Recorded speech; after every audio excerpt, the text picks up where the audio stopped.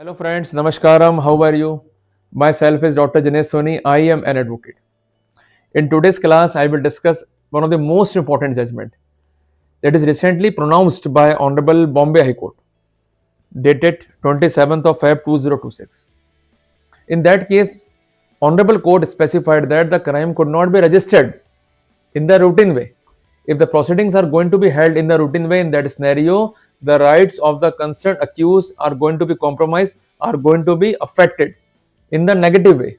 So, in simple word, we could say that the perjury had been sustained to the concerned accused.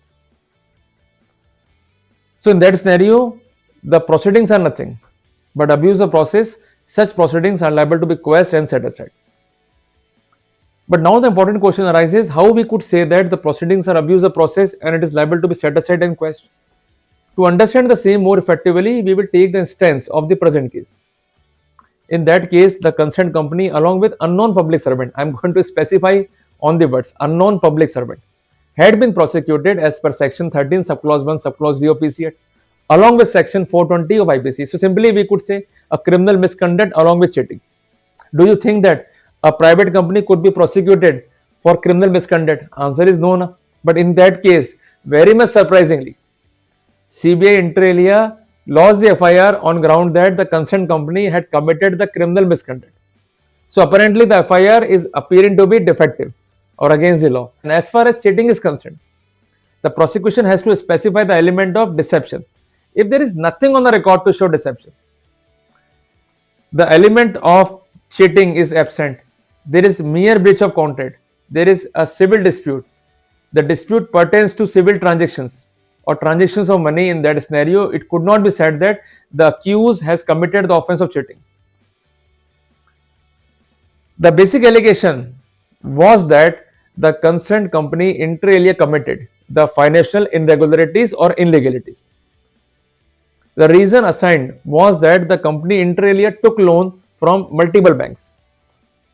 Ultimately, the application for loan had been sanctioned, but finally the loan has not been repaid.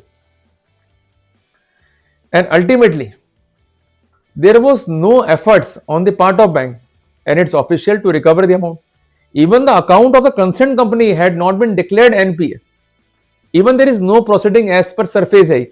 So it has been assumed that directly and indirectly, the benefit has been provided and financially, the same result in financial loss to the concerned bank and government. While challenging the prosecution, the concerned company submitted that the approach of CBI is not as per law. Because if there is an allegation of financial irregularities or illegalities, the audit is must. In the present case at hand, the audit has been conducted. But in the audit, there is no abnormality detected. So if there is no abnormality, in that scenario, there is nothing on record against the accused. Because criminal prosecution could not be set into motion in the routine way, in the mechanical way. Specific evidence must be on record. If the allegation pertains to the financial irregularities or illegalities, the audit must be on record. If there is no audit, in that scenario, the case is covered by guidelines of Honorable Supreme Court. That is N. Raghavendra versus State of Andhra Pradesh. But if there is audit and there is nothing abnormality, then we could have the benefit. And apart from that, there is no public servant. On that count, CBI submitted that. Still, we are investigating. The court says, if you are investigating, you are not having specification, then why you lost the FIR? It means your FIR is premature and it appears to be in anxiety.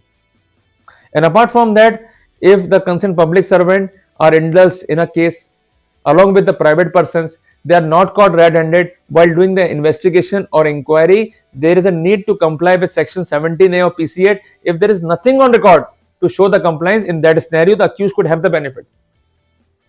I am going to repeat the important words of Honorable Bombay High Court in that judgment. The court says the registration of crime by police is a serious concern. There could not be a mere formality. The approach could not be mechanical. If it is mechanical, in that scenario, the rights of the concerned accused could be compromised. And as far as cheating is concerned, the element of deception must be on record. Means there is a promise which is fake, and it is made with intention to induce the complainant so that he could part with money. And ultimately, the complainant so induced part with the money by believing on the promise which is totally fake or false. In that scenario, the deception comes into picture. But if there is mere breach of contract, the loan has been taken and the accused failed to pay the loan, in that scenario, there is a civil dispute. The civil dispute could not be within the purview of criminal litigation, and ultimately, in both the sections, proceeding had been quashed. So basically, what we can do if we are having the similar or resembling issue, simply submit your memorandum to the concerned police, means CBI, ACB, or vigilance. If they are not going to consider your plea, you may approach before Honorable High Court as per Section 528 of BNSS, because ultimately we want a relief from the court. But do not be in the anxiety, because if you are in anxiety, simply we file the petition without doing the proper research of the case. Ultimately, we could not be succeeded. So first of all, ascertain the FIR, ascertain the factual score, ascertain what is your role, ascertain whether your role is specific or non-specific. And apart from that, you have to gather what evidences are available with the CBI or vigilance, in consequence of which they could say that the prosecution against you is legitimate. If there is nothing on the record, proceedings appears to be in general in anxiety. In that scenario, we could have the benefit. So steps are simple. It depends upon us in which manner we are going to proceed. See you in the next lecture. Till then, Jai Hind, Jai Bharat.